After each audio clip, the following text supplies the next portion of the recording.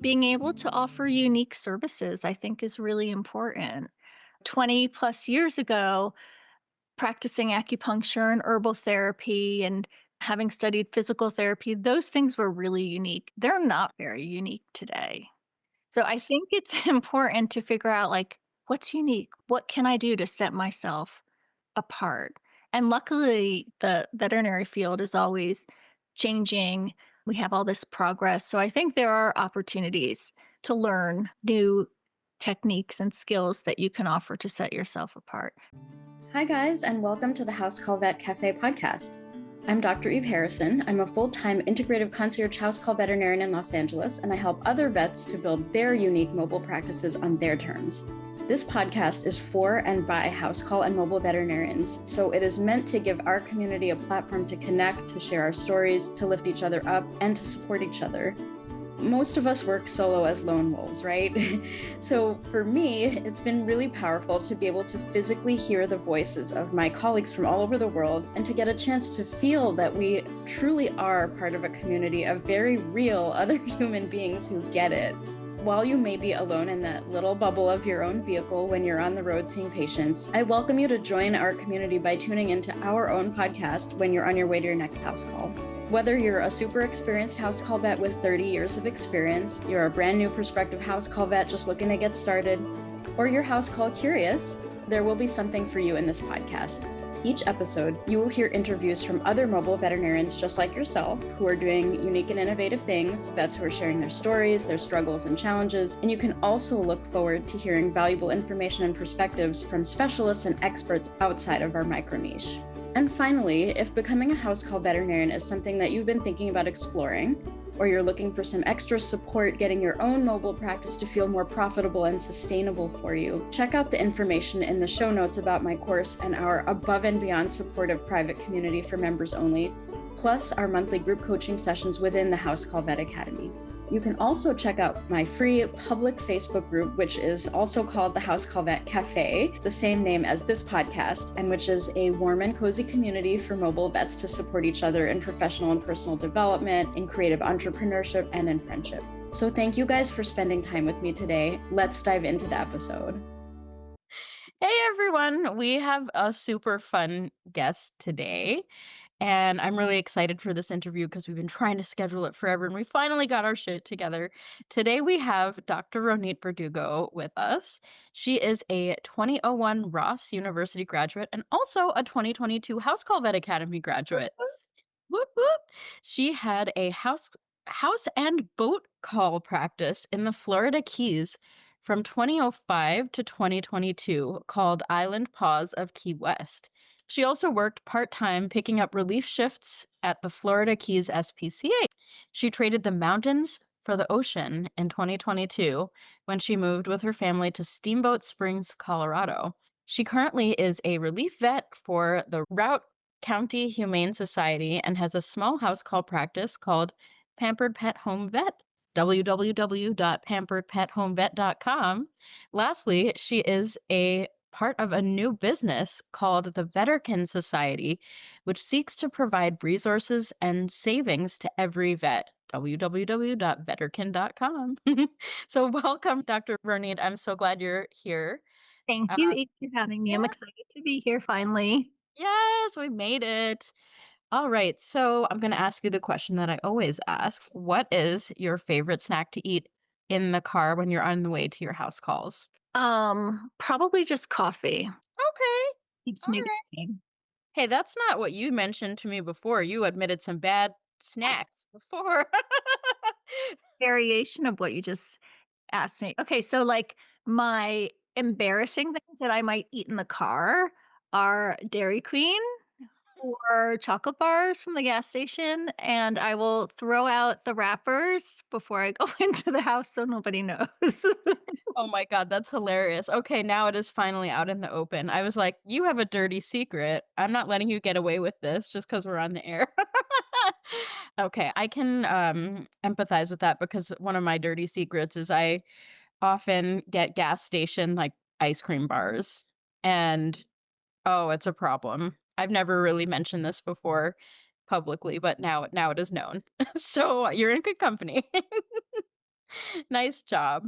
All right, my dear. So I would love to know a little bit more of your story. Like, what is a boat call vet? Like, this is the coolest thing. Your practice has always been very intriguing to me. The practice that you had in Key West. And I'm intimately familiar with your transition to the mountains and shifting your practice in that transition. But I kind of really want to hear the whole story about how everything happened in Key West and like what an original, like, unique and crazy and cool thing that you were doing. I'm so interested to hear the whole story, how you got into it. So let's see. I had moved to Key West and was working at a practice for 2 years and then left Key West. I moved back up to South Florida, like the Fort Lauderdale area, which is where I was from. I think I was burnt out because I was a new grad working in a really, really, really busy practice. We there's very few vets in the Keys, period, and a lot of people and a lot of animals. So I would work, 40-hour work week, Monday through Friday, maybe take call one night during the weekend, every other weekend. It was just, I could spend hours there in the middle of the night and then have to work the next day. So I left that job and I moved back up to Fort Lauderdale and I did some relief work at that time. And I took a little break. I decided to go back to school. I went to the Chi Institute and the Canine Rehabilitation Center, both in Florida, and just like studied for a year. And moved back down to Key West with the idea of maybe opening a hospital, but before I did that, I just wanted to make house calls and see what it felt like. Was never a plan for me to be a house call veterinarian for over 20 years. It just kind of happened. So, I was planning a big wedding when I moved back down, and I was a new grad with these new skills, and, there was an article about me in the paper and what I was offering, and I think because I had already been working in the Keys for a couple of years, I had, established a reputation and I knew people. My practice just took off. I literally hit the ground running. Eve did not have her house call training then. All I had was the green manual. Was a 3-ring binder. I forget what it was called. I read it and I started this house call practice temporarily, and, it morphed into a boat call practice as well. I was very busy also because a lot of people don't have cars. That's a big thing down there. A lot of people ride bikes or have mopeds or motorcycles. Many people live on houseboats or sailboats. Sometimes I even made boat calls, like if someone was just coming through and they needed a health certificate because they were on their way down to Central America or the Bahamas. It was very exciting, always something new. The people are very eccentric and eclectic. So, um, yeah, I really loved what I did. So amazing. I've been to Key West when I was a kid, and I remember it being an absolutely magical place. Like, personalities for sure, like island life, but like, I don't know. I mean, there's something really special about it. I'm so curious to know about these boat calls. Like, do people have animals on the boat? Like, I know historically people would have cats on the ships to keep the rats away or whatever. Like, is that how and why people have cats on their boats now? Or is just people They have travel with cats and they don't get motion sick or anything? Yeah, no, that was never mentioned to me that they got motion sickness. Um, People live with cats on their boat. They definitely live with small dogs. I had the opportunity to make house calls to, I guess I can't say who, but I'll say the name of the yacht. At the time, it was the largest privately owned yacht in the world, and they would helicopter me out to the yacht as it passed through the Gulf of Mexico for a little dachshund. I would Oh my by god. helicopter with the staff to go see this little dachshund on and issue health certificates. So a lot of the time on the boats, it's health certificates for people passing through or people that live in the Keys if they have you know, a pet. It's the same thing. It might be skin, ears, vaccines, abdominal, GI issues, really anything you would see a pet in a home for. But there's some logistics, with getting on and off a boat and taking off your shoes and making sure you don't drop anything into the water. I did have my car towed once going to someone's boat. Why was it towed?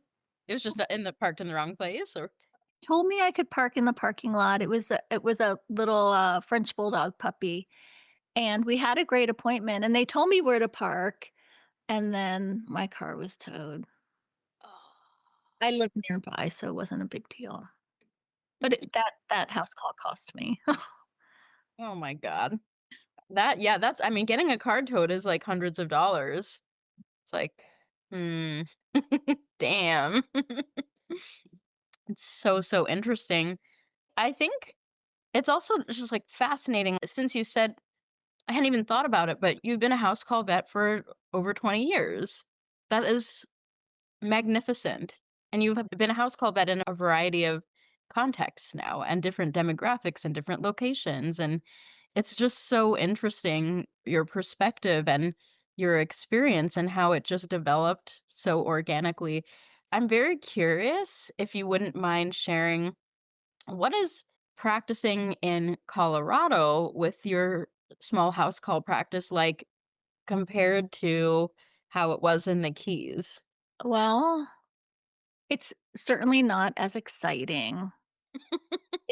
It's the temperature makes it I'll be honest, when I left the Keys, part of the reason why I was so hot, like, I was so tired of being hot, I was tired of hearing myself complaining about how hot I was, and as you can imagine, and your listeners, like, what it's like carrying your stuff in and out of someone's house, and if you have to park a couple blocks away, and if you forget something in your car, and then when you're practicing somewhere hot, like, all the hair sticks to you and their skin stinks and they have, stinky otitis. And I think it kind of just it got to be hard. I was doing it over 20 years and I think I got a little tired of all that. So in a way it's easier where I live now.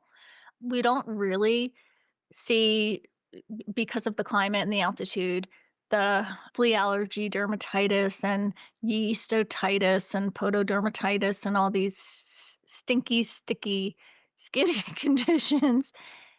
And parking is easier where I live. The weather here makes it tricky in the winter with the snow. So I did get stuck in a snowbank my first winter here. It's easier also, I guess, but not good. But I have definitely way fewer clients here than I ever had in Key West, and I don't think I would ever be able to recreate the same kind of practice here because there are so many vets where I live and house call vets as well.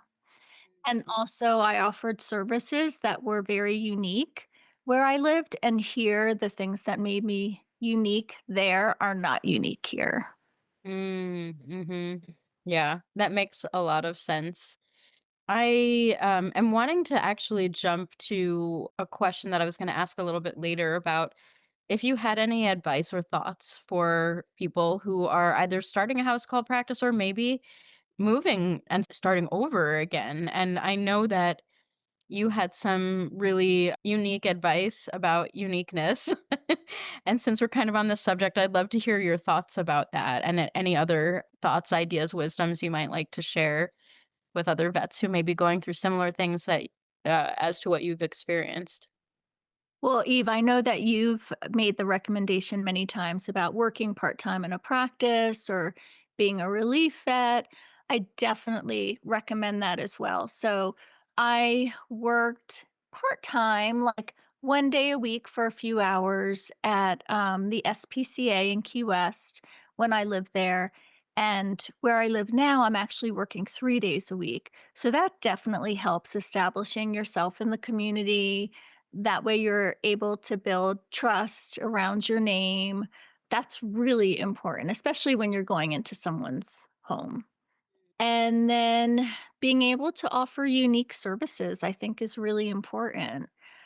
20 plus years ago, practicing acupuncture and herbal therapy and having studied physical therapy, those things were really unique. They're not very unique today. So I think it's important to figure out like what's unique, what can I do to set myself apart. And luckily, the veterinary field is always changing.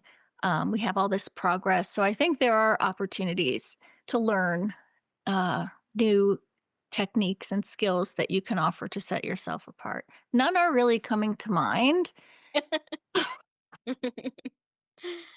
Oh my gosh. Um, as more and more vets are studying alternative medicine, and home euthanasia is much more mainstream now too. Definitely, health certificates. I feel like more and more traditional vets and practices are saying no to health certificates, so I think that's something important if you don't hate doing them. That's amazing. That's such good advice. I hate doing them, personally, but you have a really excellent point about finding your niche, micro niche, super micro niche. Like house call practice is a micro niche itself, and then we need to niche down even further. And Mhm. you're so wise beyond your years. Like 20 years ago that you were doing what's now like the in popular thing today. I don't know why my phone is ringing and dinging. It's like coming through my computer. Sorry about that. But I mean, you were really ahead of the curve, like substantially. Like I had not even I was contemplating becoming a vet at that point, but so amazing. And on an island, no less, that you were able to like get the trust of people who may never have heard of such a thing. You know what I mean? It's not like a metropolitan area. It's not an urban area per se. I mean, it's sort of urban, but island demographics are really interesting and unique. I'm so in agreement with you about find your uniqueness, find ways that set yourself apart. It's an intrinsically excellent marketing technique to just simply be different from what anyone else is offering. It's just so smart and so true. I agree with that 100%. Someone is texting me like a lunatic. Stop texting me. I'm podcasting. But anyway, I love this wisdom and I love the perspective that you carry from the various iterations of your practice that you've experienced. And it's so interesting about the weather, too. You don't often get this direct comparison between island house call practice and mountain house call practice, between tropical and full on winter where you get stuck in snowbanks. So to see how that really has influenced your practice in both places really speaks to something that I find very interesting, which is that house call vets are outdoors. We are really linked and connected to our environment, to nature, to the seasons. And that is so unique from brick and mortar practice. It's unique from most any other thing. Ambulatory practice essentially is what we're doing. We're out and about in the home sometimes, but otherwise out there. And I think that's something really, really special about house call practice and what creates unique challenges depending on exactly where you are. Yeah, so I just like love what you had to share about that. I found it very interesting and relevant.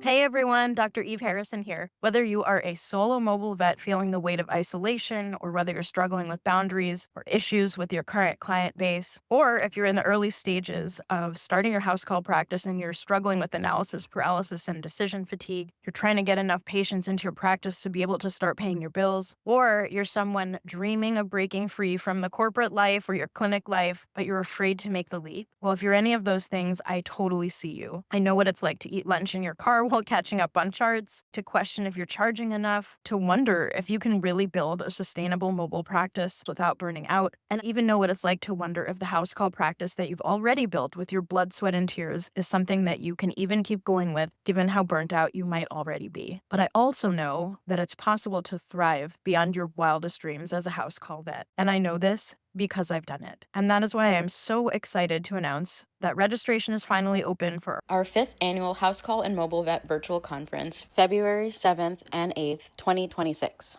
This is not just another CE event. This is your first step towards transformation. We're tackling the real challenges of mobile practice, from handling red flag clients who believe that as a house call vet, you should be available 24/7. More importantly, we're going to be sharing proven solutions that help you work less while earning more, that help you work in a way that reflects your true worth, and that helps you build a practice that fits your life. Whether you're an experienced mobile vet looking to optimize your practice or just starting to explore this path, you'll leave this conference with concrete strategies that you can implement immediately to increase both your income and your time freedom. The conference is virtual. It's February 7th and 8th, 2026. And you can join from the coziness of your own couch while sipping hot chocolate and ordering your favorite Thai food while you're hand-fed gems of wisdom for your house call practice and while you celebrate with your tribe. Here's what our veteran house call and mobile vet virtual conference attendees had to say. Dr. B said, day one of the conference, and it was fantastic. Speakers discussing the nitty-gritty subjects of medicine, the down and dirty ways to treat cats who may not receive treatment otherwise, and meeting other vets willing to take back the profession. I think I have found my tribe. I think it is truly the most excited I have been at a vet conference in a long time. Thank you, Dr. Eve, for all the time and energy you put into this. I cannot wait until tomorrow. So if you're feeling excited, inspired, and ready to sign up, don't wait too long. Head to my Instagram, the House Call Vet Academy, or the link in the show notes to secure your spot. I'm Dr. Eve Harrison, and I can't wait to show you just how amazing mobile practice can be with the right support and community behind you, and to celebrate with those of you who already know exactly how life-giving this path can be. Now back to our show. I know that you are passionate about alternative care, about acupuncture. You've been doing rehab for 20 years. Is this something that you're passionate about in your own life as well? I am, yes. I do a lot of yoga practice and meditate and have always had a relationship with an acupuncturist. I love massage. I studied Reiki in animals as well. I don't really talk about it with owners, but I think I'm doing Reiki when I'm placing needles and doing Tuina. Yeah, those are all interests of mine in people as well. Yeah, that's beautiful. I love hearing that you're kind of practicing what you preach. You subscribe to that same style of care for yourself. And, I just had a flashback as you mentioned the yoga. I was like, oh, when you were at the very first house call vet retreat in San Diego, what was it, 2021 or 2022? I can't remember. It might have been 2021. We did yoga on the beach, and I remember you being there on the beach and being really into it. And I just had like this beautiful flashback. So that made me happy. That was very nice because Eve is a yoga instructor as well. I am. Thank you for saying that. Yeah, it's an interesting part of my identity that I kind of like the Reiki. I don't mention it necessarily all the time or tell people what I'm doing, but I'm using meditation techniques or principles from yoga in pretty much everything I do. Mhm. So I really relate to how you use the Reiki and how you said that with my own kind of yoga stuff and even a little bit of Reiki too. Like I have some actual Reiki certification that I don't talk about, but I'm using it. So I love how you said that. That's amazing. I want to shift a little bit. You have a very entrepreneurial spirit. You've brought to life a number of businesses in the last few years, but right now you are working on the Veterkin Society. I would love to hear all about that. I would love to hear what all it's about. Tell everyone how it can help them. Let's hear all the things about the Veterkin Society. Thank you, Eve. Mhm. So, the Veterkin Society was the brainchild of a classmate of mine from Ross 2001, Eliane Mimoun, who had a practice in Baltimore, Maryland, that when she sold just a few years ago, She was in the situation of, what do I do now? How will I continue to care for my pets, my friends' pets, my family's pets? And there were a lot of them. And of course, she didn't want to have to bring them to an animal hospital. She wanted to do everything from home herself. And then she found, because she was no longer a business, that she couldn't qualify for the discounts that she was used to qualifying for. So she had this idea, why don't I start this membership based buying club where vets in these situations can qualify for these discounts, practicing autonomously and independently, and not have to rely on other vets. Many people have friends that they can, colleagues that they can rely on for discounts, but maybe it's uncomfortable or maybe it's inconsistent. And initially, she just thought it was retired practice owners like her that could benefit. But then she realized no, it's relief vets. It's vets that work in industry. So the pet foods and the laboratories, vets that work for the USDA and for the rest of the US government, vets in academia, vets on maternity leave, retired vets. What do you do when you need vaccines and you don't want to buy a whole tray? Or how do you qualify for this discount pet food if you're not part of a clinic? So, with a group, and as our group grows, we'll be able to offer even better benefits and discounts. But as a group, we're able to get wholesale pricing on my vet store. So, all your pet needs, medication, supplements, supplies, pet feeding discounts. So, Hills, Royal Canin, and Blue Buffalo, and it ships direct to your door as a clinic discount, even though you're not a clinic. We're able to provide that because we're the clinic, we're the virtual animal hospital. Um, what else? We have equipment rentals. So we have a cryo probe, which you may be familiar with. Cryo IQ is the brand that we have. We have the handheld butterfly ultrasound. So you can rent equipment for us to practice and work on your pets at home as needed. We'll have more equipment in the future. Oh, laboratory. So we have wholesale pricing with Antec and soon VDI. And some other ideas that we have that we're working on are discounts on CE and hopefully discounts for emergency hospitals. So typically, by law, hospitals are able to give their employees 20% off. And emergency hospitals may do that for veterinarians as well as a professional courtesy. So our goal is to go beyond that. So we are negotiating discounts that are better than that. And we found with the math that easily the membership quickly pays for itself. That's fantastic. I had no idea you were doing like equipment rental and, discounts on CE and things like, oh my God. Okay. This is fantastic and so relevant to us house call vets. So I'm really excited to hear about all of this and the depth of it and the story behind it. And yeah, just really, really cool. So yeah, how do people find out about this? If people want to be a part of it? We do have a Facebook group and page under the Veterkin Society. We're on Instagram. We have a very comprehensive website that explains everything in detail. Veterkin.com, VETERKIN.com. And it's a play on words, veterinary kinship, because it's vets helping vets and their friends and family. And that's really our goal, to be there for all vets, not just big practices. And especially, as there's this corporate takeover, things are becoming more and more expensive for veterinarians. And we just, we want vets to be able to continue to care for their pets and not have to bring them to animal hospitals. And who knows what they may or may not pay for that care. So, yeah, we're doing this and it's been great so far. Amazing. Yeah, it's really brilliant. Yeah, I've been kind of like admiring from the wings, but not really knowing all the details of it. And it sounds fantastic. I'm so glad that you've been able to tell our listeners about this. This is fantastic.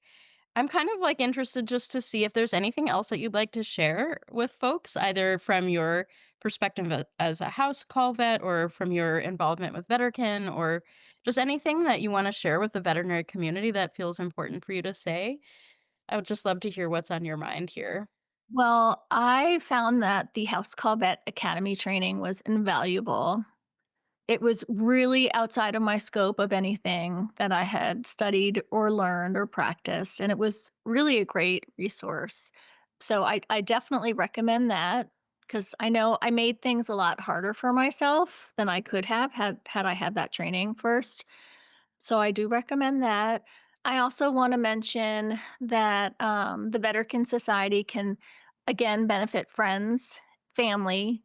It can be extended to vet technicians as well, as long as they have a veterinarian ordering on their behalf. And we need that client patient pet relationship.